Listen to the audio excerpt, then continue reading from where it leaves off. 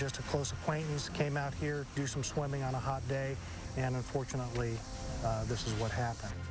A day of late summer fun for two friends ends in tragedy when a local teenage boy drowns in a Trotwood lake. Good evening, I'm Yuna Lee. Thank you for staying up with us. Rescue teams pulled the boy's body from the water after searching the lake for 3 hours. News Center 7's John Bedell was on the scene all night. He joins us live now with why investigators say the boy shouldn't have been in the water in the first place. John? Well, Yuna, officials tell us they are not releasing the name of that 17-year-old victim tonight, but investigators did say the teen and his friend ignored the signs that warn swimming is not allowed in the gravel pit where he drowned. Dive teams were just minutes away from calling off their search for the night when they found the boy's body. For much of their hours-long search that started at 5 Sunday evening, dive teams were hopeful they could find their victim alive. The water temperatures at the bottom of these gravel pits are usually pretty cold, and so there's a real good possibility that a rescue could be made. But as the sun was setting over Madison Lakes Park, just 5 minutes before the 33 firefighters started packing up for the night to start the search over first thing Monday morning, It was just not safe to have the boats in the water once the light goes down. that rescue turned into a recovery. The 17-year-old's body was found in about 10 feet of water at 7:55. Police say the boy was swimming with a 16-year-old girl who was a friend of his across a short channel in the water when the boy went under. It was scary. DeJuan Doughty was fishing at the gravel pit and called 911 when she heard the boy crying out. Started yelling, help, help, help, and it was muffled. We ran over to try to see if we could see him, and he was well in his arms and everything, and he just went all the way under.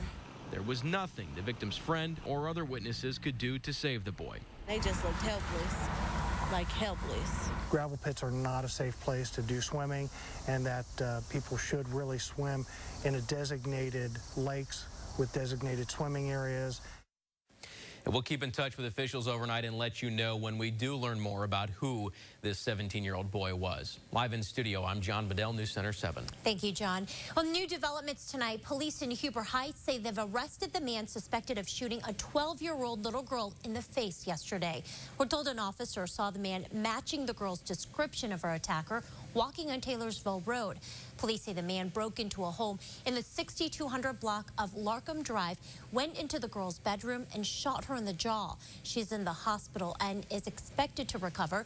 The man was booked into Montgomery County Jail, and detectives are meeting with the prosecutor's office tomorrow to discuss possible charges. Police have released the name of the third person killed in a head-on crash Friday in Pleasant Township. They identify the victims as 42-year-old Charles Kerr of Urbana, 34-year-old Angela Smith of Catawba, and 26-year-old Andrew Stewart of Springfield. The three were killed around 9 Friday night in the 9100 block of Old Columbus Road in Pleasant Township. Investigators say 23-year-old Zachary Fife tried to go around another vehicle in his SUV in a no-passing zone, colliding head-on with a car all three victims were riding in. Fife is still in the hospital in serious condition. Police may release Monday whether he'll face any charges. 3 people reportedly involved in a hit and run didn't make it too far before police caught up with them. Dayton police tell us they witnessed a green Pontiac collide with a van, then drive away on Danner Avenue early this morning. When they pulled the car over, police say someone threw a handgun out the back passenger window. That's when officers pulled their guns.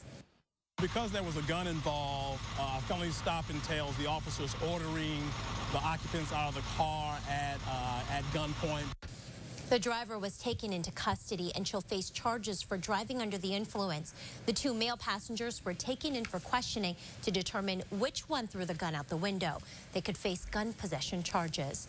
A man is taken away in handcuffs here after flipping his car in Fairborn. Police arrested this man just after 2 this morning on I-675 North near the Dayton Yellow Springs Road exit. We're told the car went off the right side of the road into a ditch and grazed a tree before landing on its top. A woman was also put into a cruiser, but she was not in handcuffs. We're working to find out the identity of the man and any possible charges he's facing. No one was injured. And a fight involving more than 20 people ends with a 15-year-old girl being tased and arrested in Dayton. Police were called to the area of Hoover and Marvine Avenues late last night. When they arrived, officers saw a girl standing over top of another girl, punching her repeatedly. She reportedly tried to run away when police approached her. After a chase and several warnings, an officer tased her in the back. She's being charged with assault and resisting arrest. Police in Northeast Ohio say a man shot and killed his ex-girlfriend in a Walmart parking lot before turning the gun on himself. Police in Salem say the bodies of the estranged couple were found about 2:30 this morning in the employee parking lot. A handgun was found near the body. They have yet to release the name of the victims or the possible motive behind the murder-suicide. The star point guard of the University of Dayton's women's basketball team last year is in the hospital after she was hurt in a deadly bus crash. Sam McKay was on a team bus yesterday in Hungary when a car drove into oncoming traffic to avoid a head-on collision. The team bus swerved but was still hit by a car and then overturned. UD officials tell us McKay has two cracked vertebrae but is expected to be okay. The head coach and a manager of the Hungarian pro team were both killed. A 19-year-old player and part of her left leg amputated. A driver of the car was arrested on the scene. A seatbelt is credited with saving a woman's life when her vehicle rolled over in Preble County. Deputies say she suffered non-life-threatening injuries following the accident on Eaton New Hope Road in Eaton this afternoon. She was wearing her safety belt, so there was no major injuries, and she will probably need to receive a few stitches in her left arm. Any citations going to be issued? The citation was issued for failure to control and driving without a license. We're told her SUV rolled over numerous times after she overcorrected and drove off the roadway. Authorities say a swing ride at a Connecticut festival lost power, sending children falling to the ground. 13 children were hurt at the Oyster Festival in Norwalk. Most of the injuries were minor. Those children were treated at the scene and released. At least 2 children, though, appear to be seriously injured and were rushed to the hospital. Seeing all of those kids slamming up against the ride was not a good feeling. There was some blood out there, a few abrasions. I wouldn't be surprised if there were some broken bones. Then I heard this loud crash, and I looked to my left, and I saw the swing ride. All these people fell out, very scary. I saw all these families. I saw the paramedics. I saw the trucks coming in here like, leave the area. We need this area clean. Officials are investigating exactly what happened. A Trotwood family is displaced tonight after a fire breaks out in their kitchen. Crews were dispatched to the house in the 600 block of Little Richmond Road just after midnight. We're told the blaze started in the kitchen that spread to the upper level of the home. Crews were called back to the scene just after noon after the roof reignited. Investigators are still working to find out what started the blaze. Well, a cooler evening on tap tonight, so let's check in with Storm Center 7 meteorologist McCall Fridags. McCall, will we see any showers starting out the work week? Well, we do have a chance for some rain at times Monday and Tuesday, but our best chance really doesn't arrive until the middle of your work week. But ahead of that, we're going to see some very warm temperatures, and we're talking about numbers flirting with 90 degrees. And that's exactly where we were this afternoon. 89 degrees in Springboro. Springfield topped out at 86, Oakwood 88. But up to the north where we did see some more clouds, Salina 81, and that directly affecting us right now. Up to the north where we had more cloud coverage earlier today is a bit cooler right now. We're in those mid 60s, to the south and west lower 70s, and we will see a big temperature gradient through the overnight hours. Some of us may be falling into the upper 50s. I'll talk all about how warm we get this week and our next chance for that rain in that 5-day forecast. Una. All right, McCall, thanks. And a traditional spaghetti dinner wrapped up the 36th Italian Fall Festa in Kettering this evening. Today's events were kicked off with a Meatball Madness 5K run. Then things got a little messy with a spaghetti eating contest. Organizers say the perfect weather made for a great turnout. Perfect weekend.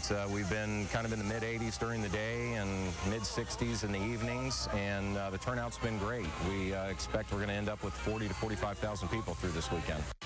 Hanzik says it took about 800 volunteers to pull off the event.